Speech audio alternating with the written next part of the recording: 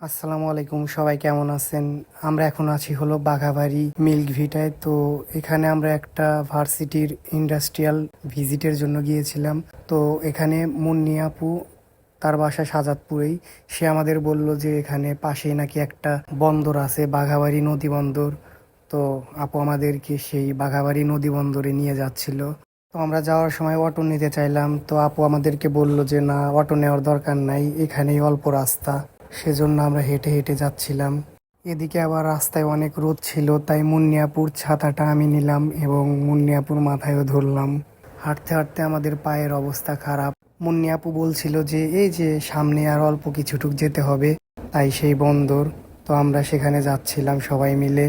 মুন্নি আপু হাত দিয়ে দেখাচ্ছিল এই যে আমরা চলে এসেছি, দেখো কত সুন্দর। কিন্তু এদিকে আমরা কয়েকটি ভেড়া এবং ছাগল ছাড়া কিছুই দেখতে পেলাম না। তারপর মুন্নি আপু আমাদেরকে বলল আর একটু সামনে এগিয়ে চলো, তাই দেখতে পাবে। তো আমরা সামনে এগিয়ে এসে দেখলাম এখানে একটা বন্দর আছে। এই বন্দরের নাম হলো বাঘাবাড়ি নদী বন্দর।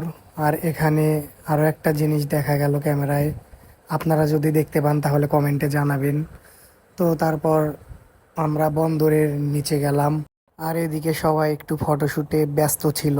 আর এই বাঘাবাড়ি নদী বন্দরটি বাংলাদেশের সিরাজগঞ্জ জেলার শাহজাদপুর উপজেলায় যমুনা নদীর তীরে অবস্থিত। তো যাই হোক, এত রাস্তা হেঁটে এসে আমাদের হাঁটাটা সার্থক হয়েছে। এদিকে মুন্নি আপু আবার পোজ দিচ্ছিল ছবি ওঠার জন্য, কিন্তু আমি তো করছিলাম ভিডিও।